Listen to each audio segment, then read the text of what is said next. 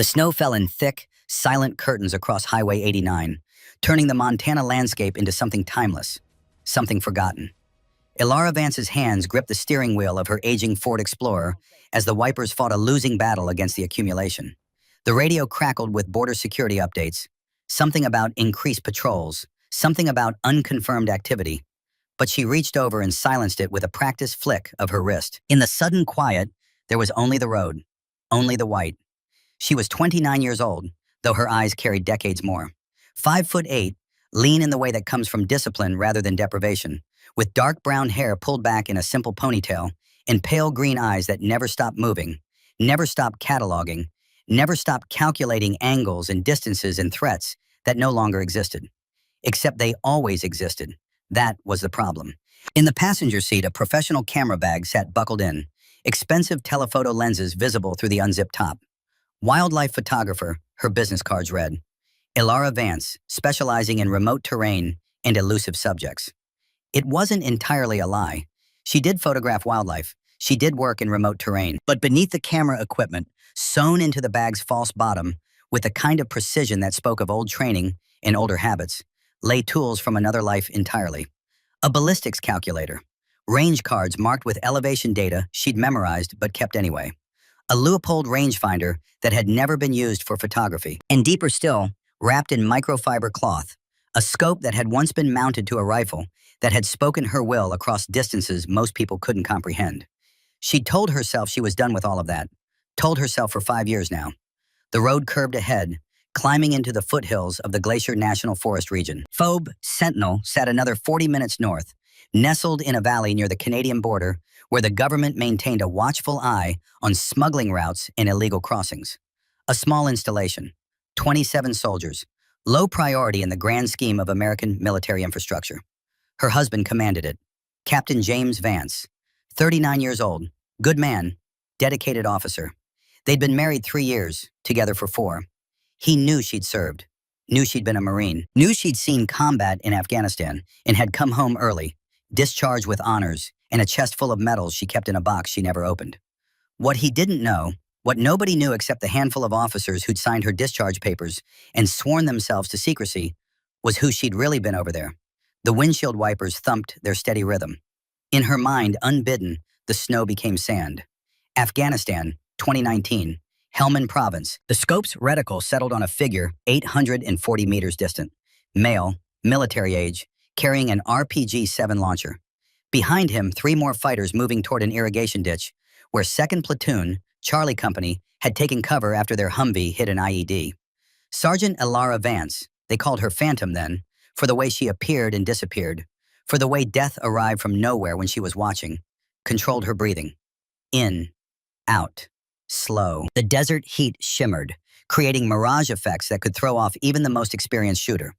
But she'd learned to read the shimmer, to see through it like water. Her spotter, Corporal Danny Reeves, whispered corrections. Wind 3/4 value, left to right, call it 2.1 MOA. She adjusted. The mathematics of death were precise, elegant in their terrible simplicity. Gravity and wind and the Coriolis effect of the Earth's own rotation. All of it factored in the half-second before her finger took up the slack in the trigger. The rifle spoke. The sound cracked across the valley. Through the scope, 840 meters away, the RPG gunner dropped like a puppet with cut strings. She cycled the bolt, found the next target. The 2nd man fell, the 3rd. By the time the 4th fighter realized his entire team was dead and tried to run, she'd already compensated for his movement, already placed the crosshairs where he would be instead of where he was. 4 shots, 4 kills, 90 seconds. The radio crackled. Phantom, this is Charlie 26. You just saved our entire platoon. Whatever they're paying you, it's not enough. She didn't respond, just logged the kills in her notebook with the same dispassion she'd log weather data. 4 more names she'd never know, added to a number that had grown too large to think about. 89 confirmed kills by the end of that deployment, 3 Bronze Stars. A reputation that spread through the Corps like wildfire. They said she was the best her generation had produced. They said she had a gift. They didn't understand it was a curse. Montana, present day. The memory dissolved as her phone buzzed in the cup holder. She glanced down, James, wondering where she was. She'd told him she'd arrive next week, but something had pulled her north early. The same something that used to wake her in the night when an ambush was coming. The same something that had kept her alive through 6 years of war. Instinct. Pattern recognition. The 1,000 subtle inputs her conscious mind couldn't name, but her hindbrain processed with perfect clarity.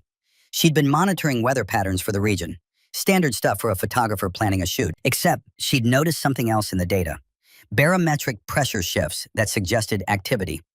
Too many small aircraft registering on civilian flight trackers in areas where small aircraft had no business being. Border Patrol frequency chatter that spiked and then went silent in ways that felt wrong. Nothing concrete, nothing she could articulate, but 5 years of peace hadn't dulled that edge, hadn't silenced that voice. So she'd come early, told James she'd gotten her dates mixed up. He'd believed her because he had no reason not to.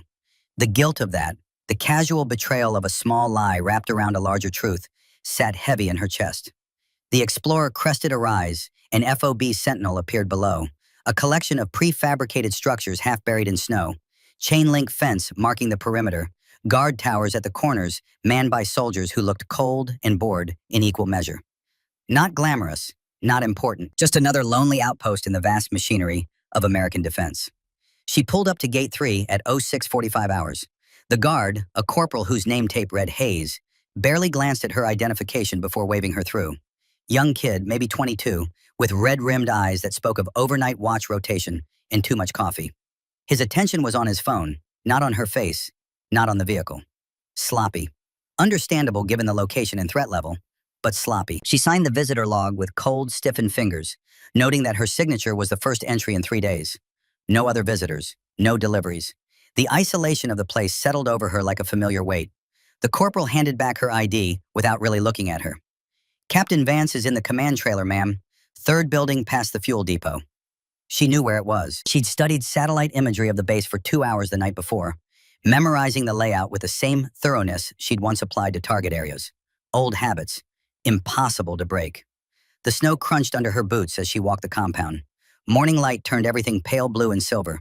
She passed 2 soldiers carrying ammunition crates, their conversation fragmenting in the cold air. One of them laughed at something. The sound felt thin, stretched across the emptiness. To her left, the North Ridge rose like a dark wall, tree-covered slopes climbing 420 feet above the valley floor.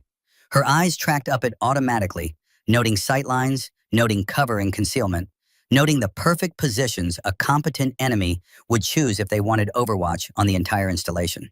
She forced herself to look away. She was a photographer, just a photographer, wife visiting her husband, nothing more.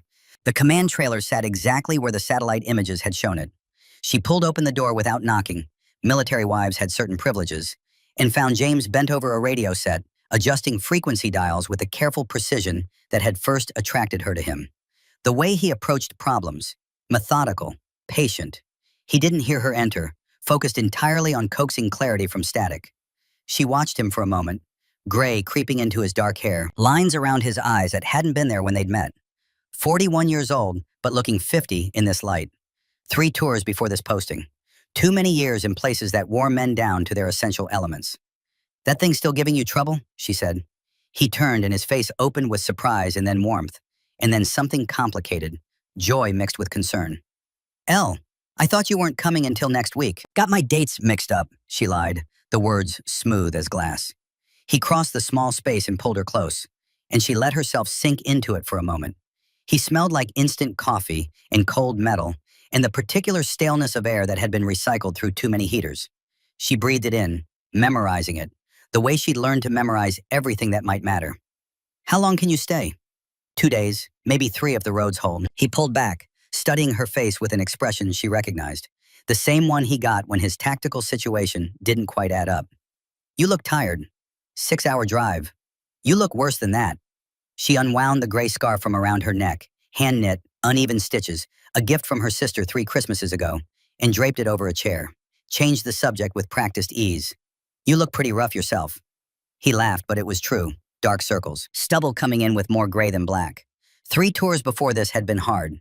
This posting, quiet, isolated, forgotten, might be harder in its own way. No purpose, no mission beyond watching and waiting for something that would probably never come. "Equipment issues," he said, turning back to the radio. "Half the perimeter sensors are acting up. Snow gets in the housings. Satellite link keeps dropping during shift changes. It's like the whole base is held together with duct tape and prayers. She moved to the console, letting her eyes track across the setup with the kind of attention a casual observer wouldn't notice. Backup battery level low. Antenna cable with stress cracks in the insulation. Emergency frequency card taped to the wall with old tape that had lost its adhesive on one corner. "Where's your second radio?" she asked. "Supply shed. Been cannibalizing it for parts." No backup. If the primary failed during an incident, they'd be isolated, cut off. She filed the information away in the same mental catalog where she kept everything else that might matter. "Come on," James said, filling a thermos from the coffee maker. The smell was burned, too strong. "I'll show you where you can drop your bag. Visitor quarters aren't much, but the heat works." They stepped back into the cold. The wind had shifted, coming down from the north now with a knife edge that cut through her jacket. She paused, turned her face toward the ridge, and felt the temperature drop that told her weather was coming despite the forecast calling for clear skies. "Weather moving in?" she asked. James checked his watch. "Not supposed to. High-pressure system should hold until Wednesday." She looked at the sky, too pale, too still. The kind of still that came before things broke loose, but she didn't push it, just followed him across the compound, cataloging details. The visitor quarters were exactly as promised. 4 bunks in a prefab unit, thin mattress, small heater that rattled when it ran. She set her camera bag on the bunk nearest the door and didn't unzip it. Not yet, not while James was watching. He had duty to get back to, a morning briefing with his senior NCOs. He kissed her at the door, and she kissed him back, and tried not to think about all the ways she was lying to him just by being here. When he was gone, she waited 60 seconds. Then she opened the bag. The cameras came out first. Professional equipment, real and functional. She did take wildlife photos. She did have clients. That part wasn't a lie. But beneath them, beneath the false bottom she'd sewn in 5 years ago, the other tools emerged. She lifted out the ballistics calculator, checked its battery, still charged. The range cards were laminated, marked with elevation data for terrain she'd never seen, but had studied anyway, just in case. Just in case of what? She'd asked herself that question 1,000 times. The answer was always the same, just in case. She repacked everything, left the bag on the bunk, and went back outside to play the role she'd assigned herself. Bored spouse, killing time. But her eyes worked. She walked the perimeter with her hands in her jacket pockets, moving with the aimless drift of someone who had nothing better to do. In reality, she was mapping firing positions, counting defensive strongpoints, noting where the accumulated snow created blind spots in the fence line. The sensors James had mentioned, she could see 3 from here. Small boxes mounted on posts, one with its housing cracked open, exposed circuitry already icing over. She made a mental note of the position. At the gate, Corporal Hayes was still on duty, now joined by another guard. They had coffee in paper cups, steam rising. Neither was watching the approach road with any real attention. Their rifles leaned against the guard shack wall instead of being held at the ready. Understandable. This was a quiet post. Nothing ever happened here. But that was exactly when things happened, when you stopped expecting them. She moved past the motor pool, 2 Humvees, one with jumper cables attached to its battery. She overheard a conversation about the dead vehicle. 3rd time this week it had failed to start. Maintenance issues, supply line problems, the slow degradation of equipment at an outpost nobody cared about. The fuel depot sat behind chain link, diesel tanks nested together, a small guard shack that was currently empty. Nobody watching it, nobody particularly concerned. And looming over everything, the North Ridge. From here, she could see it clearly. Pine trees heavy with snow, rock faces jutting through the white, 420 feet of elevation gain. She ran the math automatically. From up there, you could see everything.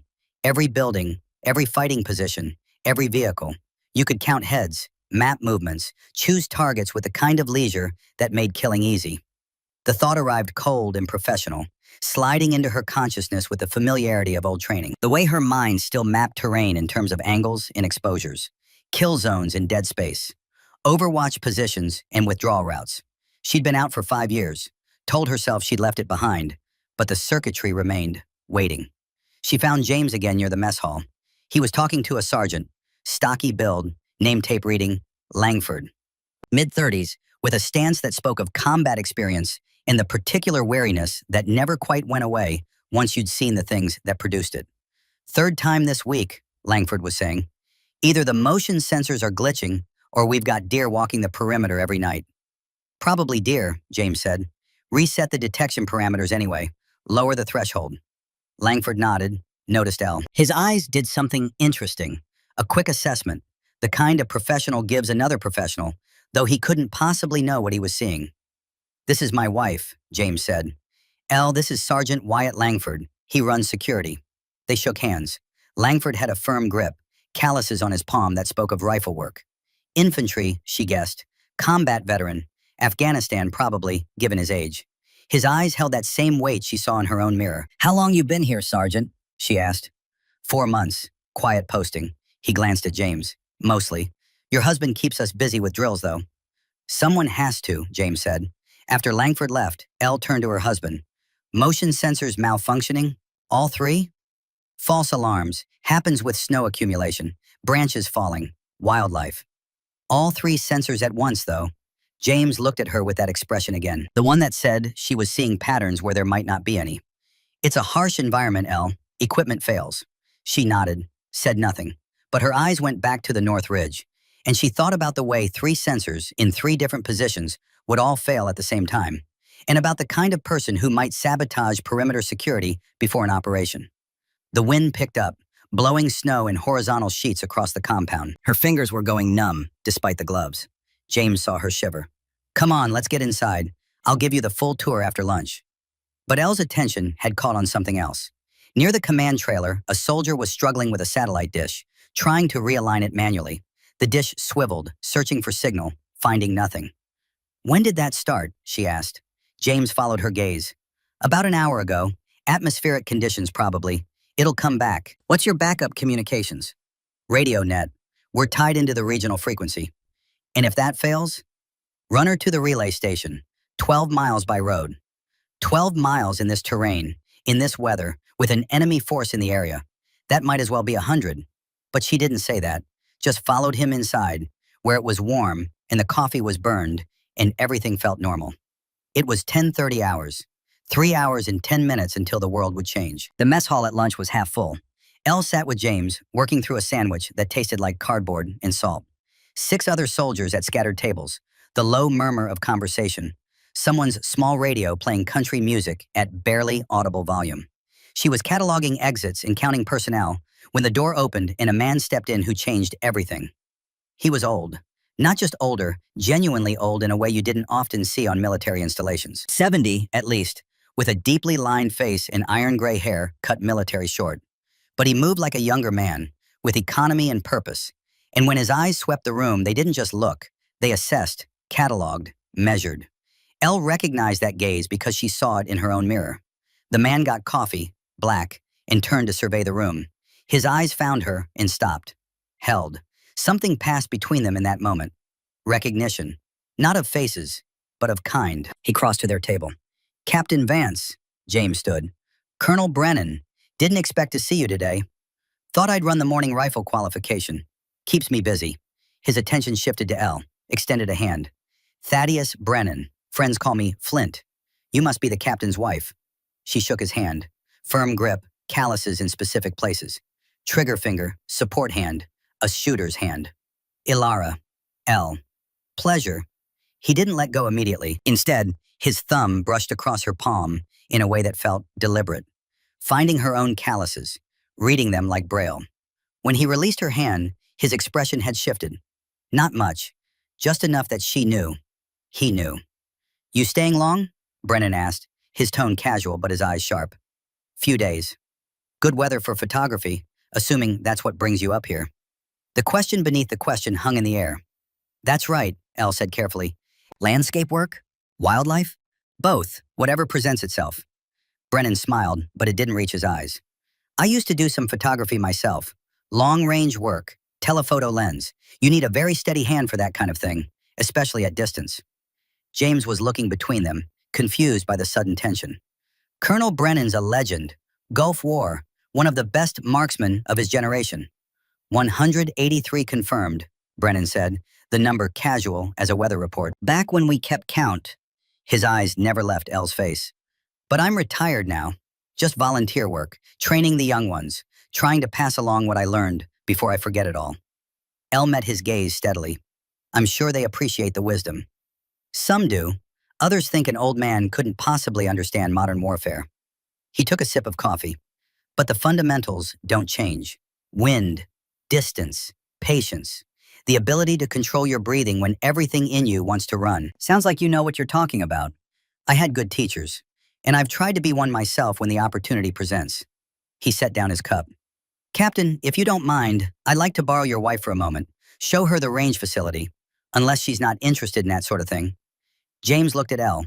She shrugged, playing nonchalant. Sure, why not? They walked in silence across the compound, Brennan setting a pace that belied his years. When they were out of earshot of anyone else, he spoke without looking at her. Marine Scout Sniper, 1st Battalion, 8th Marines, Afghanistan 2016 to 2020, discharged at 24 with 94 confirmed kills and a reputation that made your command nervous. Elle stopped walking. How? I trained 300 snipers over 30 years, Ms. Vance. I know the stance. I know the eyes. I know the way you scan that mess hall. Exits first, then threats, then resources. And I know that a wildlife photographer doesn't get trigger finger calluses in that specific pattern unless she's been doing very different kind of shooting. Does my husband? No, and that's your business, not mine. He turned to face her fully. But I need to know something. Are you just visiting? Or did something bring you here early? Elle considered lying, considered walking away. Instead, she said, instinct. Instinct about what? I don't know, pattern recognition. Things feeling wrong. Brennan nodded slowly. I've had that same feeling for 3 days. Can't put my finger on it, but the sensors going down, the satellite acting up, the way the perimeter has too many gaps. He paused. You notice the North Ridge? Perfect overwatch position. 420 elevation gain, unobstructed sight lines to the entire compound. There's a woman who sees terrain the way I do. His expression was grim. I've been here 2 months as a volunteer, training rifle qual, running drills. But mainly I'm here because something told me to be. And now you show up early because something told you to be. You believe in coincidence? No, neither do I. He started walking again, and she fell in beside him. I intercepted something on the radio scanner last night, encrypted frequency, but they're not as careful as they think. Chechen. You speak any? Basics. Me too. Picked it up in 2003. Iraq. What I heard was fragmentary, but I got American base and tomorrow and a time. 1340 hours. Elle felt her pulse spike. You're sure? Sure as I can be, which isn't sure enough to convince anyone. It's a gut feeling backed by pieces of static and an old man's paranoia. Chechen mercenaries? That'd be my guess. Cartel connections out of Mexico. We've had intelligence suggesting they're training special operations units for drug lords, proving ground before they move to bigger contracts. He stopped at the range facility, a covered shooting platform with targets at various distances. The question is, if I'm right, what do we do about it? Elle looked back at the command trailer where James was working. We can't tell him, not without evidence. Agreed. He'd have to report it up the chain. And if we're wrong, we look crazy.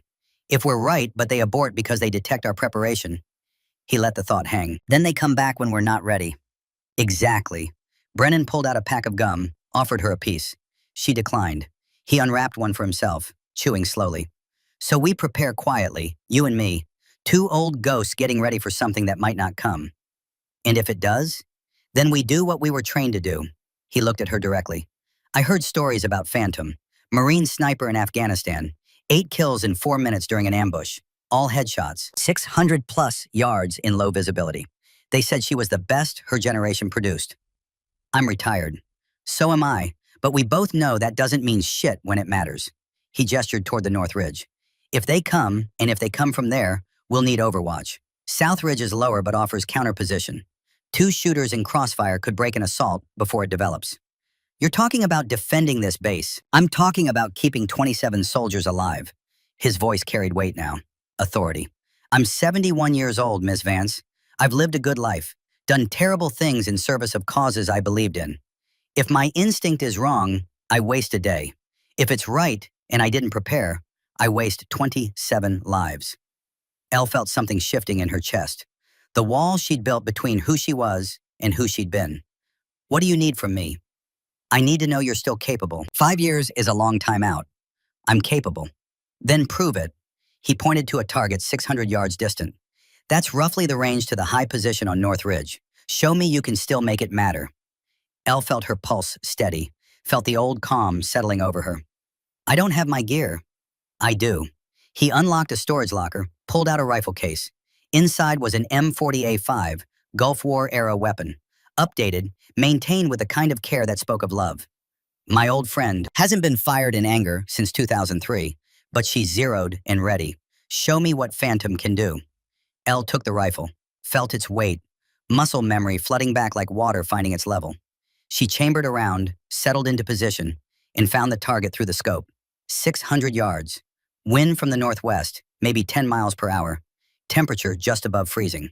She ran the calculations in her head, math she'd thought she'd forgotten but that emerged perfect and complete. She controlled her breathing. In, out, slow. The world narrowed to the small circle of magnified reality. She pressed the trigger. The rifle spoke, and 600 yards away, the target's center mass showed a new hole. Brennan checked through spotting scope, whistled low.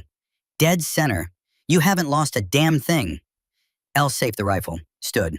What's your plan? Simple. We prepare positions on South Ridge, pre-position ammunition and gear. When shift change happens at 13:30, we're already in place. If I'm wrong, we waste an afternoon. If I'm right, we save lives. Or die trying, he looked at her seriously. I need to know you're all in. This isn't practice. If they come, people will die. Probably people we shoot, possibly us. Elle thought about James, thought about the 27 soldiers on this base who had no idea what might be coming, thought about Kabul and the 17 Marines who died while she watched and couldn't save them all. I'm in. They spent the next 2 hours in careful preparation. Brennan had access to the armory as a trainer. Elle had the cover of her camera equipment. Together they moved weapons and ammunition to positions on South Ridge without raising suspicion. An M110 rifle for Elle, newer, familiar, the kind she'd used in Afghanistan. The M40A5 for Brennan, old school, but he knew it like his own heartbeat. Ammunition, spotting scopes, range cards. They worked in silence, two professionals preparing for war with the efficiency that came from having done it before. At 1800 hours, Elle joined James for dinner. He talked about his day, about personnel issues and equipment problems, and she listened and smiled and felt the weight of her deception growing heavier. That night, she lay in her bunk and stared at the ceiling and thought about all the ways this could go wrong. Maybe Brennan was just paranoid. Maybe the radio intercept was nothing. Maybe she'd driven 6 hours on instinct alone and would drive back having accomplished nothing but lying to her husband. But at 22:30 hours, she gave up on sleep, put on her jacket and boots and went for a walk. The kind of patrol she'd done 1,000 times in Afghanistan. Old habits. The base was quiet. Guard rotation had changed. New faces at the gate, neither of them particularly alert. She drifted toward the command trailer, staying in shadows, moving with the unconscious stealth that had earned her the name Phantom. The door was cracked open. Someone had gone in and forgotten to close it fully, and from inside she heard it. The radio scanner, set to sweep frequencies. And there, for just a moment, a voice speaking Chechen. Podgotovka zavrshena. Zavtra trinadsat sorok. Seveni krebet. Tri komandi. Elle's blood ran cold. She understood enough. Preparation complete. Tomorrow, 1340. North Ridge, 3 teams. She backed away from the trailer, her heart hammering. Found Brennan at the range facility. He was awake, sitting on a bench, cleaning the M40A5 one more time. He looked up when she approached, read her face. You heard something. Radio intercept, Chechen, tomorrow, 1340, 3 teams on North Ridge. Brennan set down his cleaning rod. Then we were right. How many you think? 3 teams? Professional operation? 20 to 30 hostiles, maybe more. Against 27 defenders, half of whom have never seen combat. Against 27 defenders and 2 very experienced snipers who know exactly where the enemy will position themselves. He stood. Get some sleep. Real sleep. We'll need to be sharp tomorrow. How can you be calm? Because I've done this before, so have you. We know what we're capable of. He put a hand on her shoulder. You carried Kabul with you, the ones you couldn't save. Tomorrow you get to save these ones. Sometimes that's all we get, a chance to balance the scales. Elle walked back to her quarters, lay down, and despite everything, she slept. She woke at 0600. The sky was pale, cloudless. The forecast called for clear weather. But when she stepped outside and looked at the North Ridge, she saw movement. Tiny, brief. Gone before she could be sure it wasn't her imagination. They were already in position. She found Brennan at the mess hall. He was eating breakfast with the calm of a man about to go to war. She sat across from him with coffee she didn't drink. "They're up there," she said quietly. "I know. Saw them at 0530. Should we?" "No, we stick to the plan. If we alert the base now, they'll abort. Come back later when we're not ready. Better to let them commit." He finished his eggs. "Shift change is 1330. Attack will come at 1340, right when everyone's confused about their posts. We need to be on South Ridge by 1300. That's cutting it close. Can't be helped. Too early and we're exposed. Too late and we're useless." He met her eyes. "You ready for this?" "I don't know." "Good. Only fools are certain." He stood, cleared his tray. "See you at 1245, South Ridge Trail. Don't be late." The morning crawled. Elle went through the motions of being a visiting wife, smiled at James, made small talk, took photographs of snow-covered trees, and tried not to watch the clock. At 1200, James pulled her aside. "You okay? You seem tense." "Just worried about the drive back, weather." He kissed her forehead. "Stay another day. Roads will be better." "Maybe." At 1230, she excused herself, went to her quarters, changed into layers that would keep her warm on a ridgeline, retrieved her gear from the camera bag. At 1245, she was at the South Ridge Trail, where it began behind the motor pool. Brennan was already there, his own gear packed. "Ready?" "Ready." They climbed in silence. The ridge wasn't steep, but the cold made it hard. 50 feet, 75, 180 feet up, they found the shelf Brennan had scouted. A natural platform 4 feet deep, 20 feet wide, with rock face protection and clear sight lines to the north ridge. They set up their positions, Elle to the east, Brennan to the west. Overlapping fields of fire, mutual support. Elle unfolded her range card. She'd marked every likely position on the north ridge. Distances from 580 to 695 yards. Wind would be variable in the valley. Temperature dropping. All of it factored into calculations she'd have to make in seconds. At 1330, they heard the base come alive below. Shift change. Soldiers moving between posts. The moment of maximum confusion. Elle checked her watch. 1335, 5 minutes. She looked through her scope at the north ridge. And there, movement. Multiple positions. She counted 3 distinct fire teams, just like the intercept had said. Machine gun high. Rifle teams mid and low. Professional spacing. Coordinated. Brennan saw them too. He keyed his radio. They'd taken personal handsets, separate from the base net.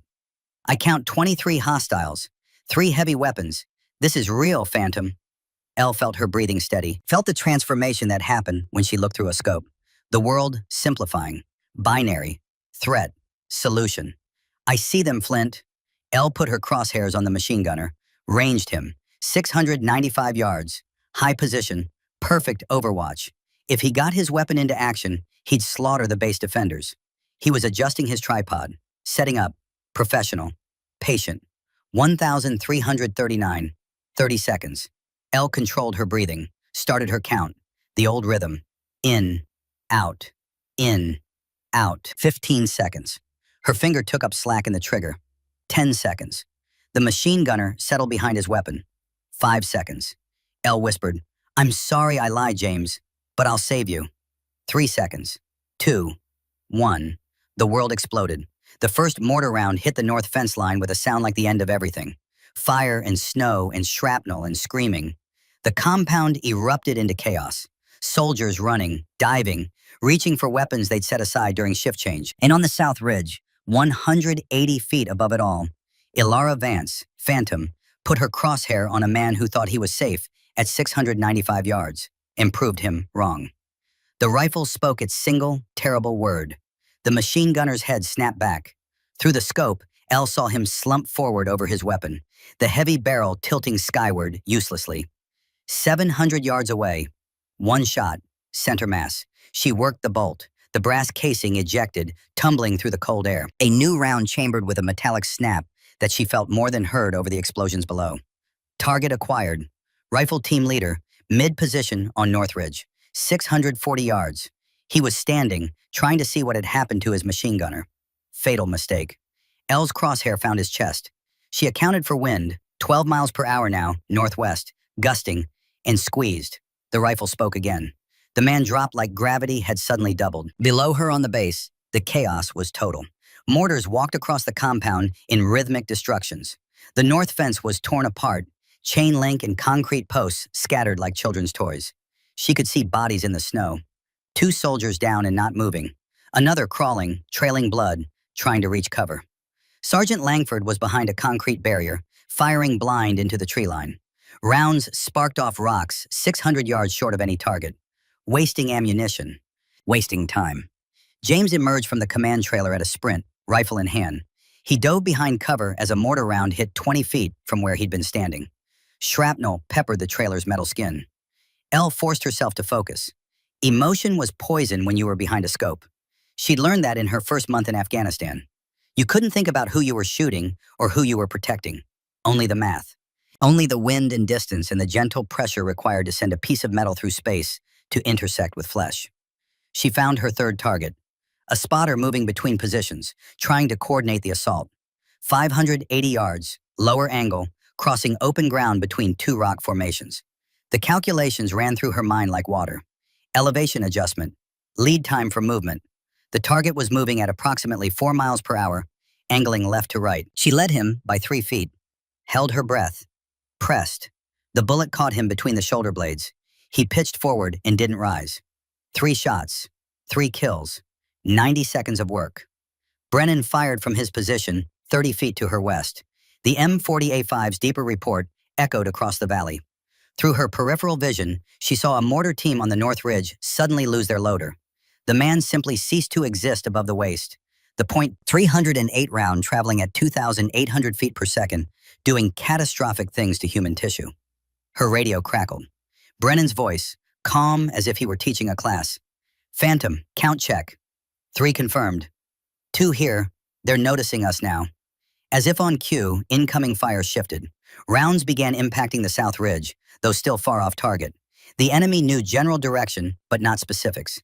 They were shooting at possibility, not certainty. Elle shifted her position, moving 15 feet east along the shelf.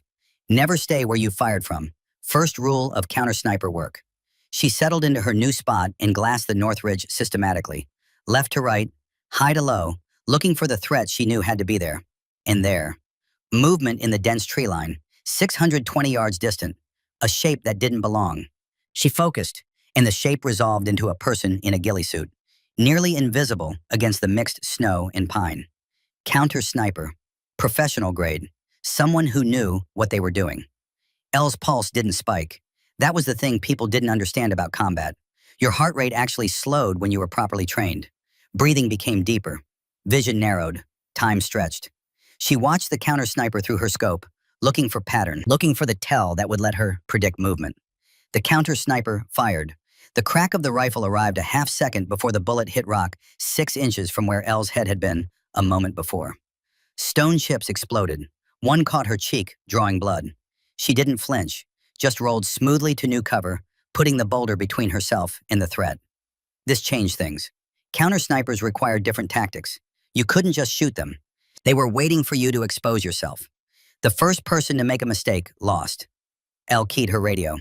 Flint, I've got a counter-sniper. North Ridge, tree line, 620 yards. Female, I think. Good enough to almost put one through my skull. Can you engage? Not without exposing myself. She's got patience. So do you. A pause. I'll draw her attention. You take the shot. Negative. Too risky. I'm 71 years old, Phantom. If I die today, I've had a good run. You're 29. Make it count. Before Elle could argue, Brennan shifted his position deliberately, exposing himself more than necessary as he engaged a target on the opposite side of the ridge. The counter-sniper took the bait. Elle saw the muzzle swing toward Brennan's position. Elle was already moving. She came up from behind her cover, found the counter-sniper through her scope. The woman was focused entirely on Brennan, crosshair steady, finger taking up slack. Elle didn't think, just reacted. Muscle memory and 10,000 hours of training. She fired. The bullet traveled 620 yards in less than a second. It missed the counter-sniper's head by 2 inches. The woman had shifted at the last possible moment, but it hit her right shoulder. Through the scope, Elle saw the ghillie suit bloom red, saw the rifle drop, saw the woman roll back into deeper cover. Not a kill, but a wound that would take her out of the fight. Counter-sniper neutralized, Elle reported. Wounded, not dead. Good enough. We've got bigger problems. Elle shifted her scope and saw what he meant. On the North Ridge, the assault teams were reorganizing. And in the center of their formation, coordinating by radio, was a figure she recognized even at 750 yards. Ramzan Kadyrov. The name came to her from a briefing 5 years old. Chechen mercenary commander, former Spetsnaz, wanted by 3 governments, responded training special operations units for drug cartels, terrorist cells, anyone with enough money. And more than that, much more. The memory hit her like a physical blow. Kabul, August 2020, evacuation operation turning into nightmare. Elle on overwatch in a bombed-out building, watching as Taliban fighters closed in on a platoon of Marines trying to protect civilian evacuees.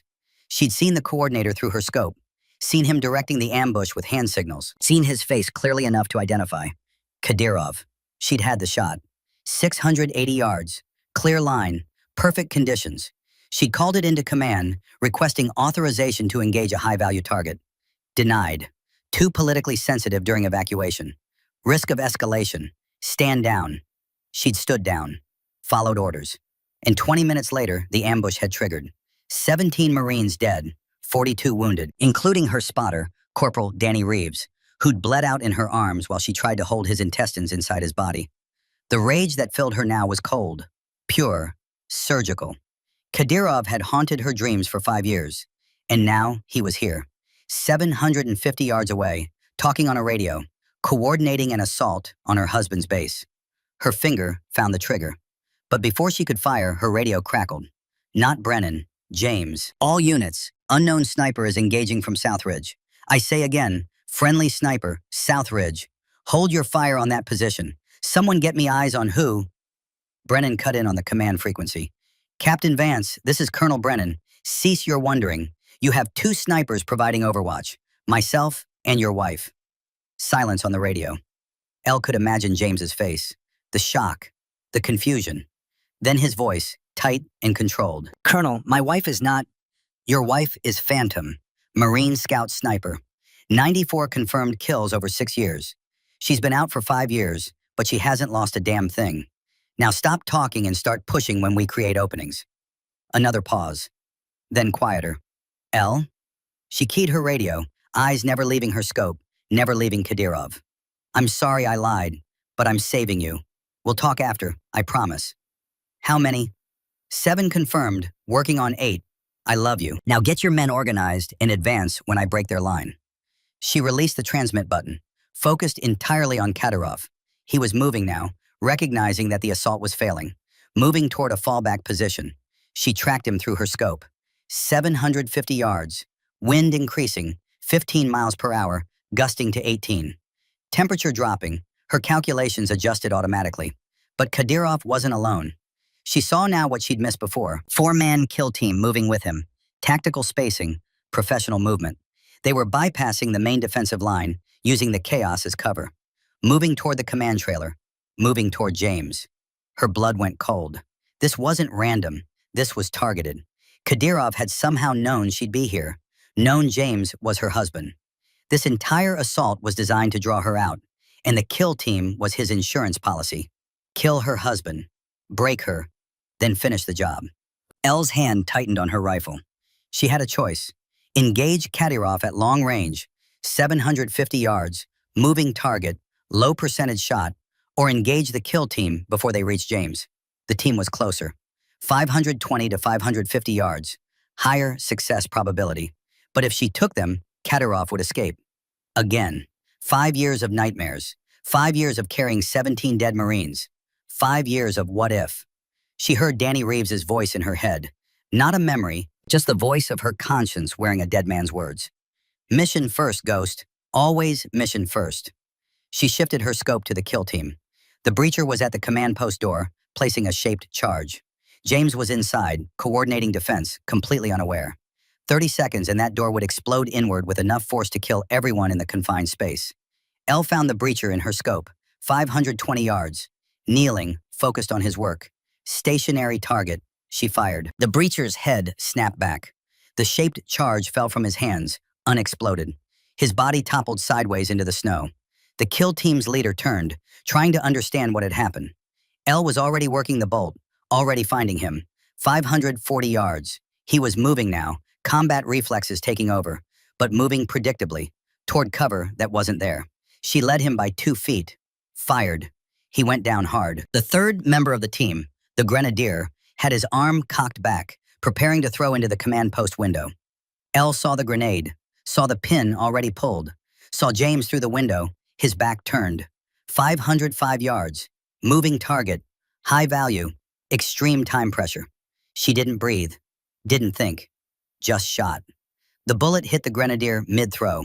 His body jerked. The grenade left his hand at the wrong angle, falling short.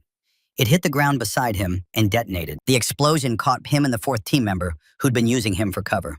Both men disappeared in a cloud of snow and blood and torn flesh. Double kill.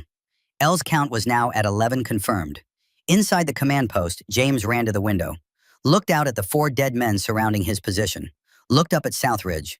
Even at this distance, even through the scope, Elle could see his expression. Shock, understanding, something else, maybe pride, maybe fear. Below, the assault was breaking.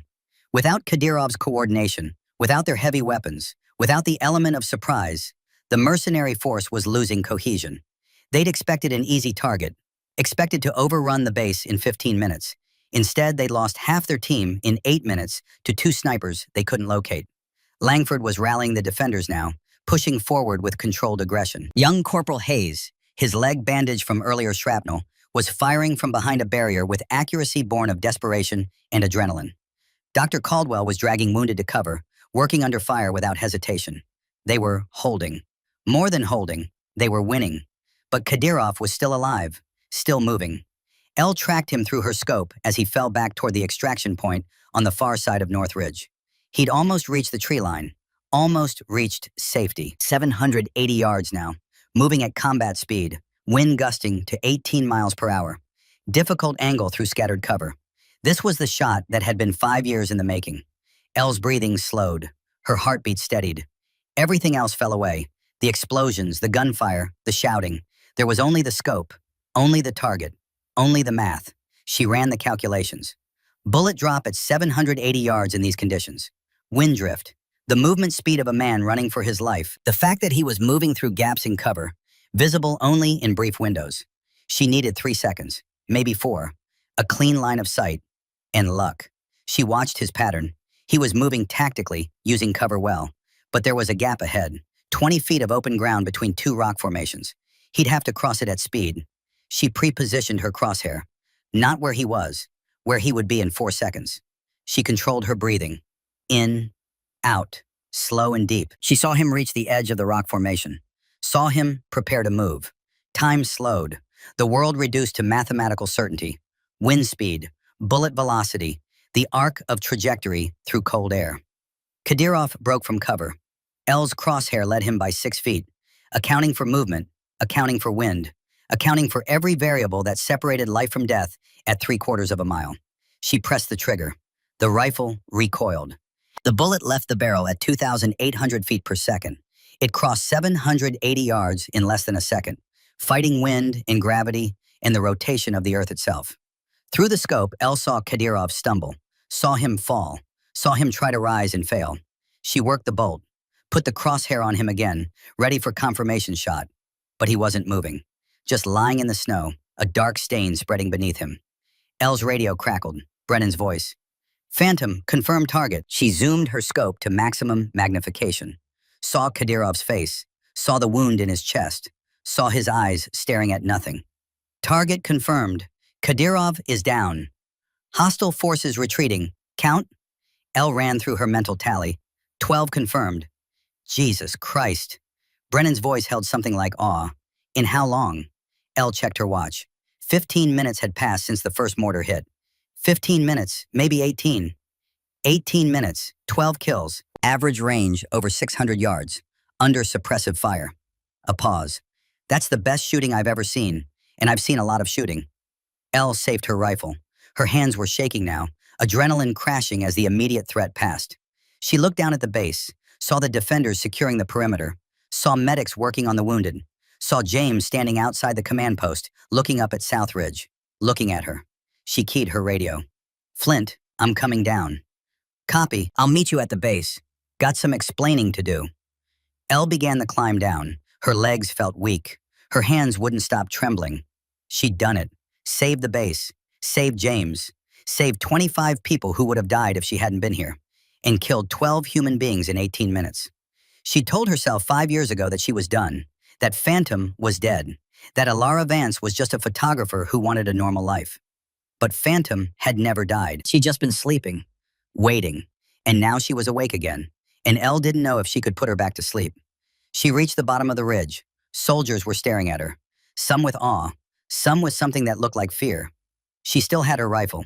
Still had blood on her cheek from the rock chip. Still had the cold, empty expression that came from looking through a scope and deciding who lived and who died. Langford approached first. His rifle was slung, his hands raised in a peaceful gesture. "Ma'am, I need to know, how many did you take down?" 12 confirmed.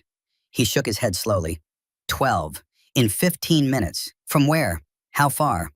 South Ridge. Average engagement range 640 yards. Jesus Christ. He looked at her differently now. "Who are you?" Before Elle could answer, James appeared. He walked through the crowd of soldiers, his face unreadable. Stopped 3 feet from her. They stared at each other. "Phantom," he finally said. "Yes." "Marine Scout Sniper." "Yes." "How many total? Over your career?" 94 confirmed. Now 106. James processed this. 3 years of marriage. You never told me. I wanted to be someone else. I wanted to forget. You saved my life today, saved 25 lives. I did my job. Your job? He laughed, but there was no humor in it. Your job was to be my wife, to be a photographer, not to be this. Elle felt something breaking inside her. "I'm sorry, I should have told you, from the beginning, but I didn't know how." James was quiet for a long moment. Then he stepped forward and pulled her into a tight embrace. She felt him shaking, felt wetness on her neck that might have been tears. "Don't apologize for saving my life," he whispered. "Don't apologize for being extraordinary. Just promise me no more secrets. Everything from now on." Elle nodded against his shoulder. "Everything, I promise." They pulled apart. Around them, the base was securing itself. Medics were treating wounded. Soldiers were collecting weapons from dead mercenaries. The smoke was clearing. Brennan appeared, limping slightly. He twisted his ankle coming down from Southridge, but was otherwise unharmed. He approached Elle and James with the careful neutrality of a man who knew he was intruding on a private moment. "Captain, ma'am." He looked at Elle. "Hell of a shooting." "You too, Colonel. 4 confirmed?" 5, actually. Got 1 more while you were dealing with the kill team." He turned to James. "Sir, I owe you an explanation. I suspected an attack based on intelligence intercepts. I recruited your wife because I recognized her skills. The responsibility is mine." James held up a hand. "Colonel, you saved this base. Both of you. I'll want a full debrief, but right now, I'm just grateful everyone's alive." He paused. "Well, most everyone." Elle looked across the compound. She could see 2 bodies covered with ponchos. Base defenders who hadn't made it. She'd saved 25, lost 2. The mathematics of war were never clean. A sound in the distance. Rotors. Elle's training kicked in automatically. She raised her rifle, scanning for threats. But James put a hand on her barrel, gently pushing it down. "Friendly. Medevac. I got a runner out to the relay station while you were shooting. They're coming for our wounded." Elle lowered her rifle, realized she was still in combat mode, still scanning for targets, still ready to kill. She forced herself to breathe, to stand down. 2 Chinook helicopters appeared over the southern ridge, massive and loud. They settled onto the compound, rotors beating the snow into white chaos. Medical teams poured out, followed by other personnel. A man in an officer's uniform approached, major's rank. Intelligence by the look of his unit patch. He surveyed the carnage, dead mercenaries, damaged buildings, the defenders standing in tight groups, and his expression was grim. "Captain Vance, Major Bradford Holloway, Regional Intelligence. We intercepted chatter about an attack in progress. Looks like we're late." "The attack's over, Major. Hostile forces repelled." Holloway's eyes found Elle, took in her rifle, her tactical posture, the blood on her face. "And who's this?" "My wife, Elle Vance." James's voice carried a note of pride. "Also known as Phantom, Marine Scout Sniper. She and Colonel Brennan provided overwatch during the assault." Holloway's expression changed. "Phantom? The Phantom? I've read your file. You're supposed to be retired." "I was, until today." "How many hostiles did you engage?" 12 confirmed kills, 1 wounded." Holloway whistled low. "In how long?" 18 minutes, maybe 20. He pulled out a tablet, started making notes. Average engagement range? 640 yards. Longest shot was 780. Under fire? Yes. Jesus Christ. He looked up from his tablet. Mrs. Vance, I'm going to need a full debrief. Tactical rundown. Everything. This is the most significant defensive action at a U.S. installation in 5 years. Later, James interjected. Right now we have wounded to evacuate and dead to process. Holloway nodded. Understood, but Mrs. Vance will need to talk, soon. The next 2 hours passed in organized chaos. Wounded were loaded onto the helicopters, 8 soldiers with injuries ranging from minor to critical. The 2 killed in action were prepared for transport, their bodies handled with the careful reverence that death demanded. Elle helped where she could, but mostly she stayed out of the way. She wasn't part of this base, wasn't part of this unit. She was just a visitor who'd happened to be armed when war arrived. Except that wasn't true. She'd known war was coming, had prepared for it, had positioned herself to fight it. She'd become Phantom again, and she didn't know how to become Elle. As the sun began to set, painting the snow in shades of orange and red, Brennan found her sitting on a barrier, cleaning her rifle with methodical precision. He sat beside her without asking. How you holding up? I don't know. That's honest. They sat in silence for a while. Then Brennan said, the counter sniper you wounded, female you said? Yes, good enough to almost kill me. They found her body an hour ago, bled out from the shoulder wound. You might want to count that as a kill. 13 then. 13, he looked at her. How does it feel? Empty. I thought killing Kadyrov would feel like closure, like I'd finally balanced the scales for Kabul, but it just feels empty. That's because revenge doesn't work the way we think it should. It's not about the person you kill. It's about the person you save. He gestured toward the base. 25 people are alive tonight because you were here. That's what matters. What about the 13 who are dead? They came here to kill. You stopped them. That's not murder. That's defense. Elle set down her cleaning rod. 5 years. I went 5 years without killing anyone. 5 years trying to be normal, and it took 1 day to destroy that. You didn't destroy anything. You remembered who you are. There's a difference. Who am I, Colonel? Am I Elle, the photographer? Or am I Phantom, the killer? Brennan was quiet for a long moment. Then he said, my first kill was in 1991. Iraqi soldier. 18 years old, based on the ID we found on him. I shot him from 600 yards. Never saw his face until after. Never knew his name until I read his papers. He paused. I've carried him for 34 years. Carried all 183 of them. And you know what I learned? What? I learned that you can be both. You can be the person who kills and the person who protects. The person who takes life and the person who preserves it. It's not one or the other. It's both. And accepting that is how you stay sane. Elle looked at him. Does it get easier? No, but you get stronger. James appeared, silhouetted against the sunset. He approached carefully, like he wasn't sure of his welcome. Hey, he said. Hey, Elle replied. Major Holloway wants to talk to you. Says it's important. Elle stood, slinging her rifle. Okay. James caught her hand. After that, we need to talk. Really talk. Everything. I know. I will. I promise. She followed him to the command trailer. Inside, Holloway had set up a portable command post, laptop open, satellite phone on the table. Mrs. Vance, thank you for coming. He gestured to a chair. Please. Elle sat. James stood beside her, hand on her shoulder. Brennan leaned against the wall. Holloway pulled up files on his laptop. I've been on the phone with Central Command for the last hour, trying to piece together what happened here. And I've learned some interesting things. He turned the laptop to face her. Ramzan Kadyrov, former Spetsnaz, mercenary contractor, wanted by 3 governments. He's been on our target list for 4 years. I know who he is. I figured you might, given that you were the Overwatch sniper during the Kabul evacuation in 2020, the operation where Kadyrov coordinated the Taliban ambush that killed 17 Marines. Elle's throat tightened. I had a shot on him. Command denied authorization. I know. I read the after-action report. You called it in 3 times. Denied each time due to political considerations. Holloway leaned forward. Mrs. Vance, you just did what an entire task force has been trying to do for 4 years. You eliminated one of the most dangerous mercenary commanders in the region. How did you know he'd be here? I didn't. I came here because something felt wrong. Instinct. Pattern recognition. Brennan confirmed it with radio intercepts. When the attack came, Kadyrov was just there. Just there. Holloway smiled without humor.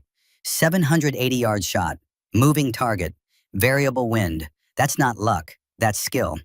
What's your point, Major? My point is that we need people like you. The military does. The country does. He pulled out a business card, slid it across the table. Contractor position, instructor role, training the next generation of snipers. Part-time, you keep your civilian life, but we get access to your expertise. Elle looked at the card, didn't touch it. I left for a reason. Kabul, I know. 17 dead Marines and a guilt you've been carrying ever since. His voice softened. But Mrs. Vance, today you saved 25 lives. You stopped an assault that would have resulted in total loss of this installation. You killed a man who's directly responsible for over 40 American deaths. That's not something to run from. That's something to build on. Elle looked at James. He squeezed her shoulder but said nothing. This was her choice. She looked at Brennan. He nodded slightly. Encouragement. She looked back at Holloway. Can I think about it? Take 48 hours. Call the number on that card. He closed his laptop. Mrs. Vance, what you did today was extraordinary. Don't let guilt about the past stop you from doing good in the future. She took the card, pocketed it, stood. Is that all, Major? One more thing. We found Kadyrov's body. Single gunshot wound, right ventricle of the heart. Instant death. That's remarkable shooting. It's what I was trained to do. Well, you were trained very well. He stood, offered his hand. Thank you for your service, both your past service and your service today. Elle shook his hand, then left the trailer, James and Brennan following. Outside, night had fully fallen. The base was lit by emergency lighting in the glow from windows. Soldiers moved in quiet groups, processing the day. The wounded had been evacuated. The dead had been taken away. All that remained was the aftermath.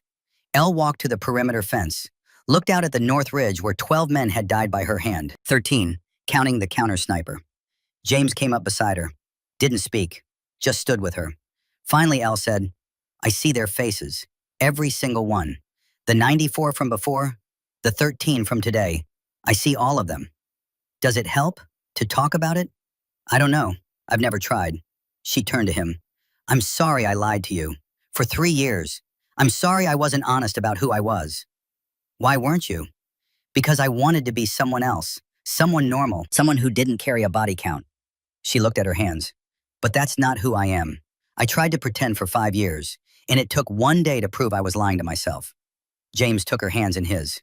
Elle, I fell in love with you, not with a role you were playing. You, the real you. And yeah, I'm shocked. I'm confused. I'm processing a lot. But I'm not leaving. I'm not judging.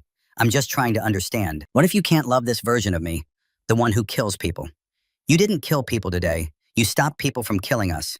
There's a difference. He pulled her close. I saw what you did. I saw you save my life, save Langford's life, save everyone here. That's not a monster. That's a hero. Elle wanted to believe him, wanted to accept that simple division between good killing and bad killing. But she'd seen too much, done too much, carried too many ghosts. I need time, she said, to figure out who I am now, what I want. Take all the time you need. I'm not going anywhere. They stood together in the cold, watching the stars emerge above the mountains. And for the first time in 5 years, Elle felt something shift inside her. Not closure, not peace, but maybe the beginning of understanding. The night deepened. The base settled into watch rotations. And Elara Vance, photographer and sniper, wife and warrior, stood beneath the stars and let herself begin to believe that tomorrow might offer something other than guilt. Behind her, Brennan's voice carried across the compound. He was telling a group of young soldiers about the defense, about the 2 snipers who'd held the high ground, about courage and skill, and the thin line between survival and death. She heard her call sign in his story, Phantom, spoken with respect, with awe. She tried to kill that name, tried to bury it beneath a normal life and a normal identity. But maybe Phantom didn't need to die. Maybe Phantom just needed to find a new purpose. Elle looked at the business card in her pocket. 48 hours to decide. She had a feeling she already knew what her answer would be. Dawn came cold and clear to FOB Sentinel. Elle hadn't slept. She'd tried, lying in her bunk while her mind replayed the previous day in relentless detail. Every shot, every kill. The way Kadyrov had looked through her scope in the moment before the bullet found him. The counter-sniper's shoulder exploding in a spray of red mist against white snow. She'd gotten up at 04:30 and walked the perimeter in the pre-dawn darkness. The compound looked different now. Scars from mortar impacts, sections of fence torn apart, blood in the snow that hadn't been covered yet, evidence of violence that would take weeks to fully repair. But the base was alive. Soldiers on watch, generators running, the machinery of military life continuing despite everything. She found herself at the South Ridge, looking up at the shelf where she'd made her stand. In daylight, it seemed impossibly far, impossibly exposed. She'd climbed up there with a rifle in the certainty that people would die, and she'd stayed there for 18 minutes while the world exploded around her. And she'd done her job with a precision that terrified her. Couldn't sleep either. Elle turned. Brennan stood behind her, 2 cups of coffee in hand. He offered one. She took it, grateful for the warmth. Kept seeing it, she said. Yeah, that doesn't stop. Not for a while anyway. They stood together, watching the sun paint the mountains gold and orange. Peaceful, beautiful, at odds with everything that had happened beneath these same mountains 24 hours ago. Major Holloway left last night, Brennan said, but he'll be back. They always come back when they want something. He wants me to train snipers. You going to do it? Elle sipped her coffee. It was burned, but it was hot.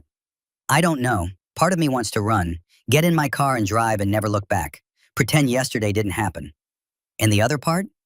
The other part knows I can't pretend anymore, that I tried that for 5 years and it didn't work. She looked at him. How do you live with it? All those years, all those kills. How do you wake up and keep going? Brennan was quiet for a long moment.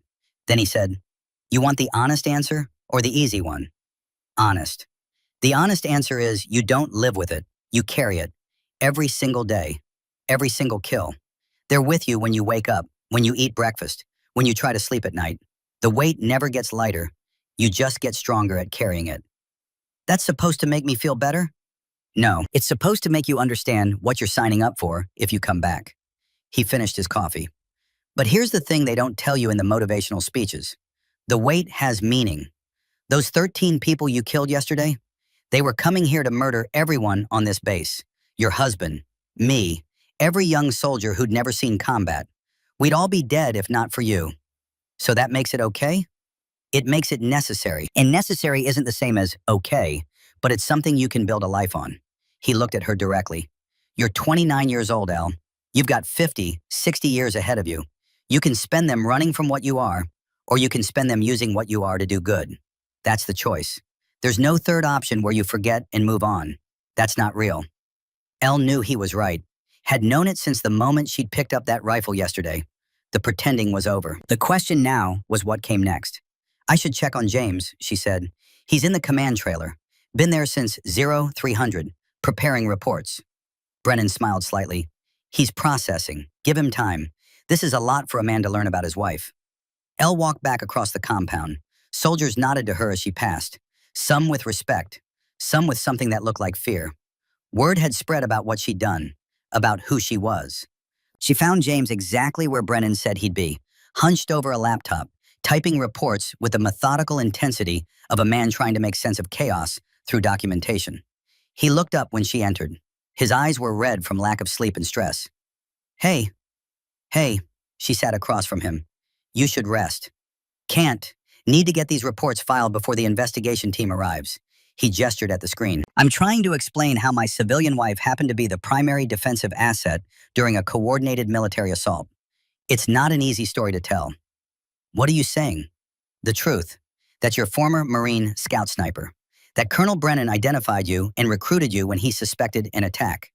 That you engaged hostiles in defense of U.S. military personnel and facilities.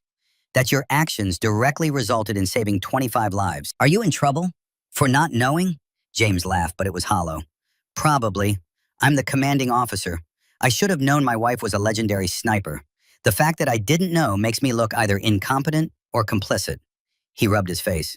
But honestly, I don't care about my career right now.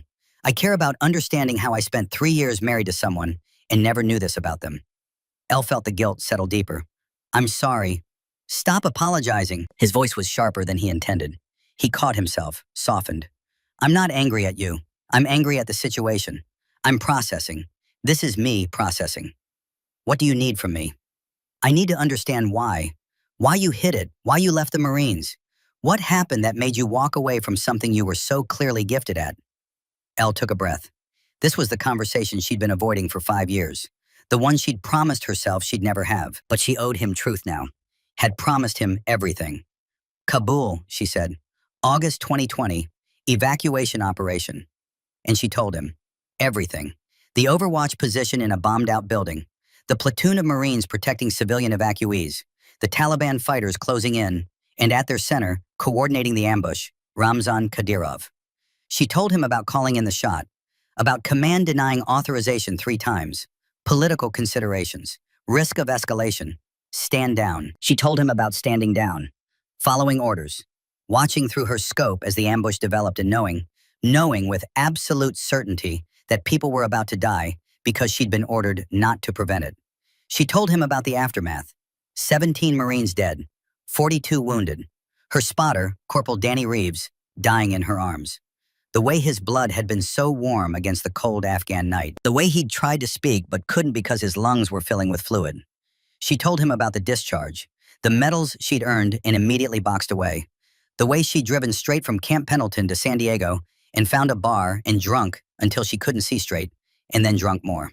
And she told him about the decision to never touch a rifle again, to never look through a scope again, to bury Phantom so deep that even she would forget the name. I met you 4 months later, she finished, at that coffee shop, and you were so normal, so clean, no blood on your hands, no ghosts in your eyes.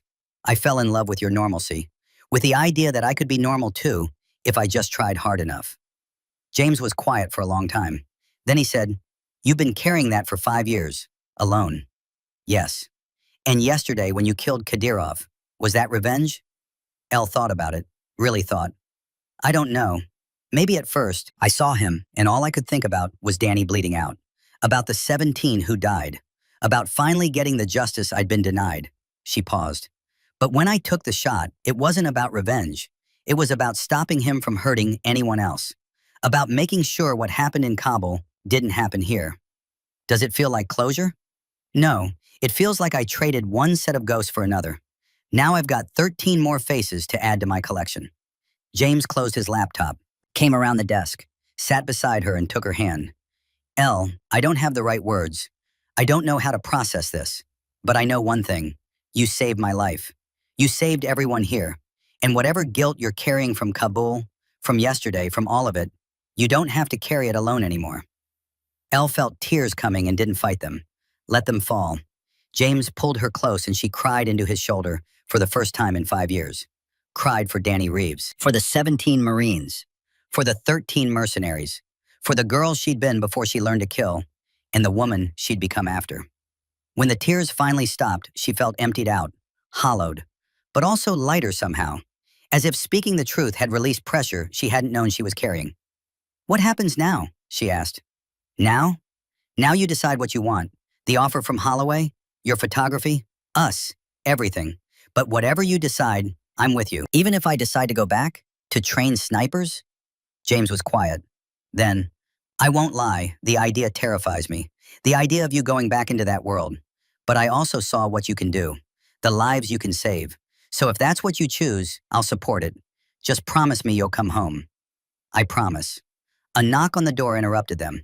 Corporal Hayes, his leg bandaged but mobile. "Sir, ma'am, there's someone here to see you. Says it's important." They followed Hayes outside. A civilian vehicle sat at the gate. Expensive SUV, government plates. A woman stepped out. Mid-40s, professional suit under a heavy coat. The bearing of someone used to authority. She approached James and Al with purpose. "Captain Vance, Mrs. Vance, I'm Captain Juliet Winslow, JAG Corps. I'm here to conduct the preliminary investigation into yesterday's incident." Elle felt her stomach tighten. JAG meant legal review. Meant questions about the use of force. Meant potential charges if they decided her actions weren't justified. Winslow must have seen her expression because she smiled slightly. "Relax, Mrs. Vance. You're not in trouble. This is standard procedure for any engagement involving civilian contractors or non-active duty personnel. I need to document what happened for the record."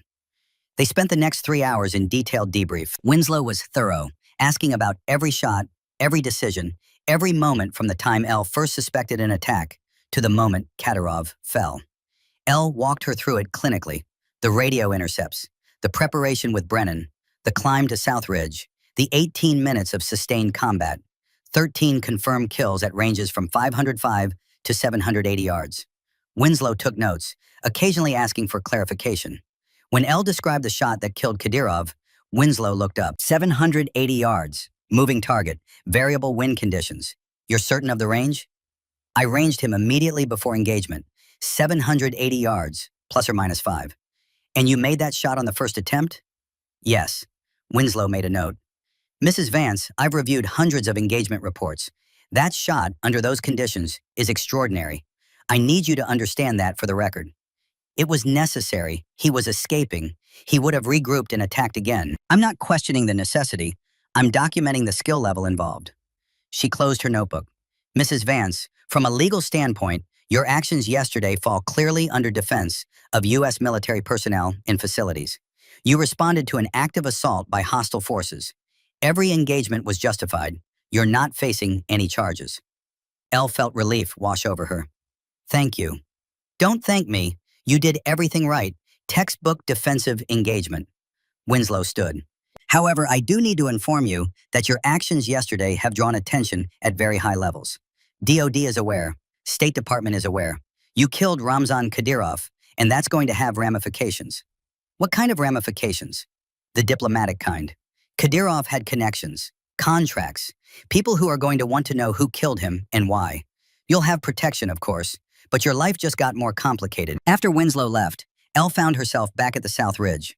Brennan was there, standing at the base, looking up at their fighting positions from yesterday. Heard you're clear, he said. Yeah, no charges. Good, would have been a travesty otherwise. He started walking and Elle fell in beside him. Got something to show you. They walked to the range facility. Inside, laid out on a table, were the rifles they'd used yesterday. The M110, the M40A5. Cleaned, maintained, ready. Base commander wants to keep these as memorial pieces, Brennan said. Commemorate the defense. Your rifle and mine, side by side. Legend has it 2 snipers held off an entire assault force from South Ridge. Saved 25 lives. He looked at her.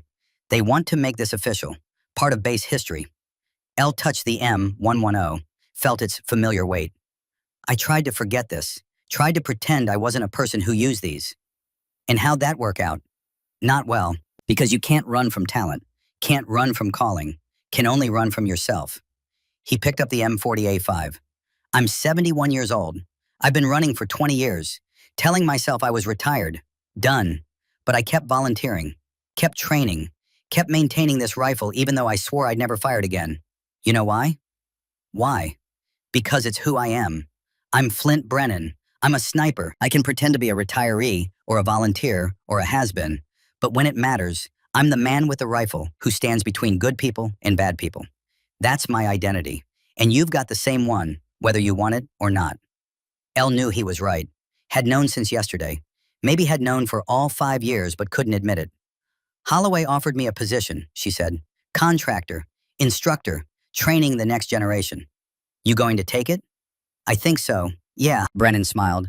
Good, they need you. Not just for your shooting, for your experience, your perspective. Someone who knows the cost of pulling that trigger. Someone who can teach them that killing is necessary sometimes, but never easy.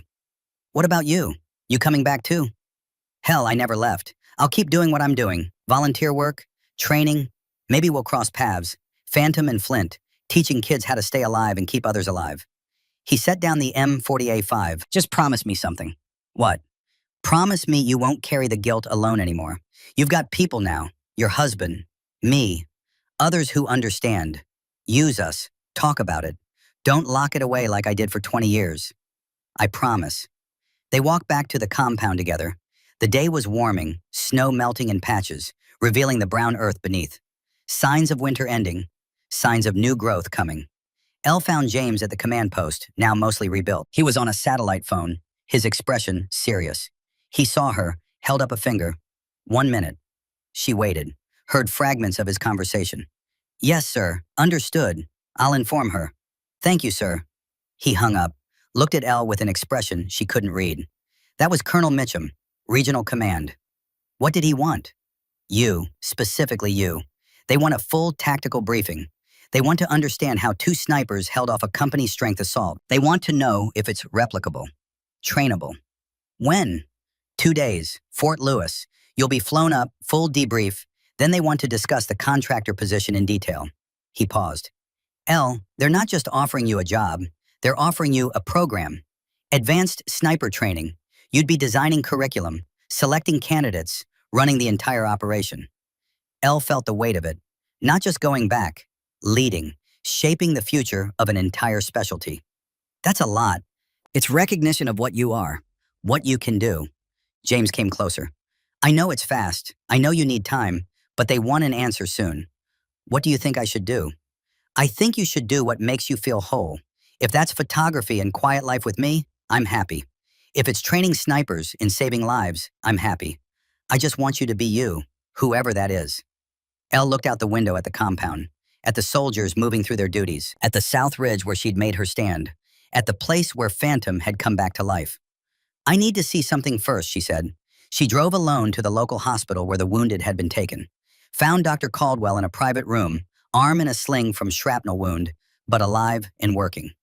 Mrs. Vance, Caldwell said, surprised. I didn't expect to see you. How are the wounded? 6 are stable, 2 are critical but improving. None of them will die. They're all going to make it home. Caldwell studied her. Because of you. If the assault had lasted another 5 minutes, we'd have been overrun. I'd be dead. They'd all be dead. I just did what I was trained to do. No, you did what you chose to do. There's a difference. Caldwell gestured to a chair. Sat. Can I tell you something? As a doctor? Of course. I left Army medicine because I was tired of war, tired of treating wounds that shouldn't exist, tired of losing patients who should have lived. I thought civilian medicine would be cleaner, simpler. But yesterday reminded me why I became a doctor in the first place. To save lives when it matters most. And you gave me that chance. You kept people alive long enough for me to save them. Felt something shift in her understanding. She'd been thinking about the 13 she'd killed, but Caldwell was talking about the 25 she'd saved. The soldiers who'd go home to families, who'd have futures because she'd been there with a rifle and the skill to use it. Thank you, said quietly. No, thank you. Drove back to base as the sun set, found Brennan and James waiting for her at the command post. Made a decision? Brennan asked. Pulled out Major Holloway's card, dialed the number. He answered on the second ring. Major Holloway, it's Vance. I'm in. There was satisfaction in his voice. I'm glad to hear it. When can you start? After I brief regional command, after I talk to my husband, after I figure out how to be both and Phantom at the same time. Take the time you need. We'll be ready when you are. He paused. Mrs. Vance, you're making the right choice. The country needs people like you. I hope so. She hung up, looked at James. I'm doing this, but I need you to know it's not because I don't love our life. It's because I finally understand that I can have both. I can be your wife, and I can be Phantom. They don't have to be separate. James pulled her close. I know, and I love you for it, all of you. They stood together as darkness fell over FOB Sentinel. Around them, the base continued its rhythms, guard rotations, maintenance, the quiet work of military life. Thought about the road ahead, the training she'd develop, the soldiers she'd teach, the lives she'd save by preparing others the way Brennan had prepared her. She thought about the ghosts she carried, Danny Reeves, the 17 from Kabul, the 13 from yesterday. They'd always be with her, but maybe Brennan was right. Maybe the weight had meaning. Maybe carrying it was the price of being able to do what she could do. Over the next few days, prepared for her new role. She worked with Brennan to document their defensive tactics from the assault. She gave detailed interviews to multiple agencies about Kadyrov, about the mercenary network, about the threat assessment that had saved the base. And she talked to James, really talked, about her fears and hopes, about what coming back meant, about how to balance being a wife with being an instructor, being normal with being exceptional. I don't have all the answers, she admitted one night as they lay in bed. I don't know if I can do this without losing myself again. You won't lose yourself, because you're not hiding anymore. You're choosing this with full knowledge of what it costs. That's different than being forced into it or pretending it doesn't exist. What if I fail? What if I can't handle the weight? Then you'll have people to help you carry it. Me, Brennan, the others you'll meet.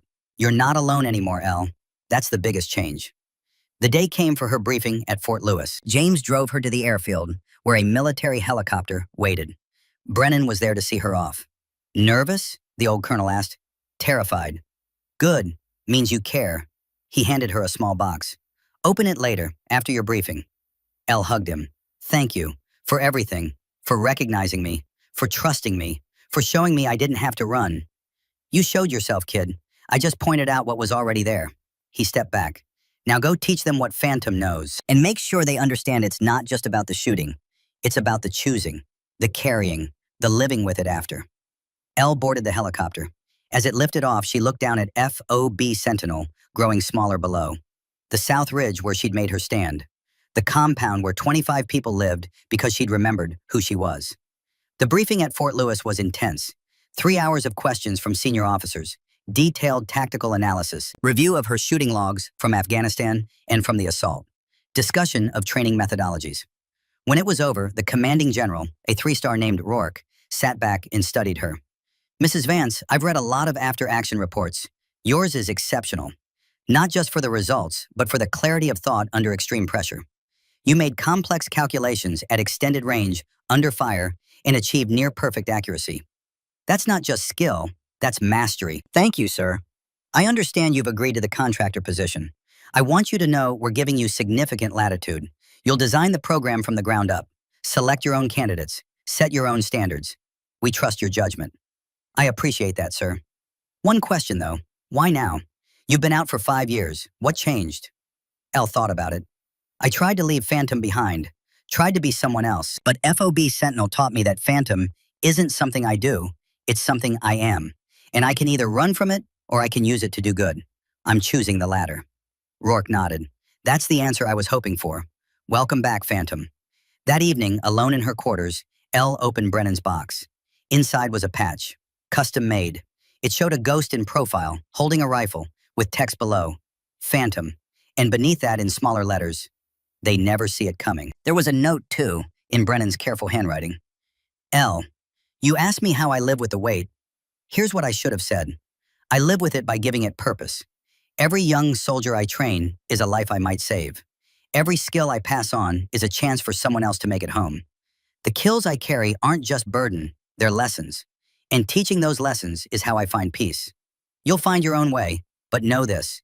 You're not just a shooter, you're a teacher now, and that might be the most important thing you've ever done. Flint. Elle held the patch and felt something settle in her chest.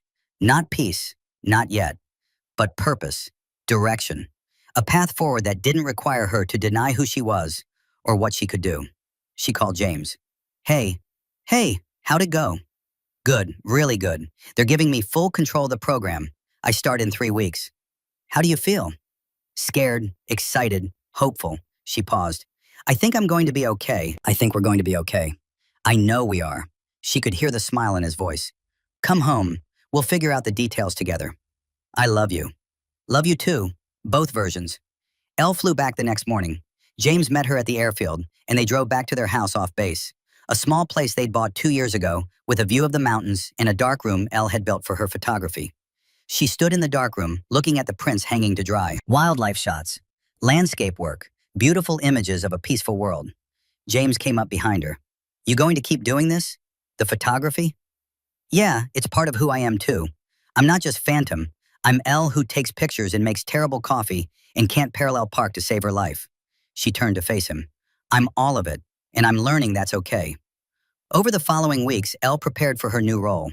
She reviewed sniper training curricula from multiple branches. She studied after-action reports from recent conflicts. She reached out to other instructors, building a network of expertise. And she talked to Brennan almost daily, drawing on his decades of experience. Together, they designed a program that emphasized not just marksmanship, but judgment, ethics, the psychological weight of taking human life, the responsibility that came with the capability. Too many programs focus on making shooters, Brennan told her during one planning session. We need to make warriors who understand when to shoot and when not to. That's the real skill. Elle agreed. She'd learned that lesson the hard way in Kabul, learned it again at FOB Sentinel. The shooting was the easy part. The choosing was what separated professionals from killers. 3 weeks after the assault, Elle drove back to FOB Sentinel for a ceremony. The base had requested her presence for something they called a memorial dedication. She arrived to find the compound transformed, cleaned up, rebuilt, returned to operational status. But there were changes too. A new memorial wall near the command post, listing the names of the 2 soldiers killed in the assault. And on South Ridge, a plaque had been installed. Elle stood before it, reading the inscription. On this ridge, January 2025, two snipers held the line. Colonel Thaddeus Flint Brennan and Elara Phantom Vance engaged hostile forces in defense of FOB Sentinel. Through superior skill, courage, and determination, they repelled a company-strength assault, saving 25 lives. Their actions represent the highest traditions of military service. Let all who see this remember, when it mattered most, they stood. Brennan appeared beside her.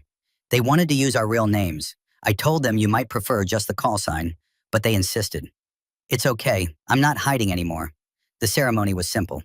Major Vance, promoted in recognition of his leadership during the crisis, gave a brief speech. General Rourke flew in to present both Elle and Brennan with civilian medals for valor. The soldiers of FOB Sentinel stood in formation, saluting. When it was over, Elle walked the compound one more time, stopped at the south ridge, looked up at the shelf where she'd made her stand. A young soldier approached. Corporal Hayes, his legs still healing but mobile. Ma'am, I wanted to thank you. I was at the gate when the attack started. I got hit in the first 30 seconds. Would have bled out if the assault had lasted longer. Dr. Caldwell said another 5 minutes and I'd be dead. He paused. So thank you for giving her time to save me. Elle looked at this kid, maybe 22 years old, with his whole life ahead of him. Life that existed because she'd climbed a ridge with a rifle and done what she was trained to do. You're welcome, she said quietly. After the ceremony, Elle and Brennan sat together at the range facility, the same place where he'd first tested her shooting days before the assault. You ready for this? He asked. Training the next generation? I think so. Still nervous. Good. The day you stop being nervous is the day you stop caring. He looked at her seriously. They're going to ask you questions about the kills, about the guilt, about how to handle it. What are you going to tell them? Elle thought about it. I'm going to tell them the truth, that killing is necessary sometimes but never easy, that they'll carry every person they shoot for the rest of their lives, that the weight has meaning if you give it purpose, and that they don't have to carry it alone. That's good. That's real. Brennan stood, stretched his back. You know, I spent 20 years trying to forget, trying to be done with all this. But the last month, working with you, standing on that ridge, teaching again, I feel more alive than I have in decades. You gave me that, gave me purpose again. We gave it to each other. Yeah, we did. He pulled out a folder, handed it to her. This is my curriculum. 30 years of lessons learned. Things I wish I'd known. Things I want the next generation to know. I'm giving it to you. Add your own lessons, make it better, and train them right. Elle took the folder, feeling the weight of it. Not just paper, legacy. Wisdom earned through decades of hard choices and harder consequences. I won't let you down. I know you won't, because you're Phantom, and Phantom doesn't fail when it matters. Elle drove home that evening as the sun set behind the mountains. James was waiting for her with dinner and wine and the easy comfort of shared life. They ate on the porch, watching the stars emerge, talking about small things and large things and everything in between. I got the official start date, Elle said. 6 weeks from now. I'll be at Fort Benning for 3 months, setting up the program, then rotating between bases for instruction. And I'll be here, waiting, missing you, but proud as hell. You could request a transfer. We could be closer. James shook his head. This is your thing, your path. I'm not going to complicate it by following you around. Besides, I've got work here, making sure FOB Sentinel doesn't get attacked again. He smiled. Though I'll admit, it felt a lot safer when you were here with a rifle. Elle laughed. It felt good to laugh. Felt good to talk about the future without fear or guilt clouding everything. Later, as they lay in bed, Elle thought about the journey ahead. The soldiers she'd train, the skills she'd pass on, the lives she might save by teaching others to do what she could do. She thought about Danny Reeves and the 17 Marines and how their deaths had driven her into hiding for 5 years. And she thought about how their deaths could now drive her forward, toward purpose, toward redemption, toward making sure the next generation was better prepared than she'd been. She thought about the 13 mercenaries she'd killed at FOB Sentinel, saw their faces, would always see their faces. But Brennan was right, the weight had meaning. Those 13 deaths had saved 25 lives. That was the mathematics of war, ugly but real.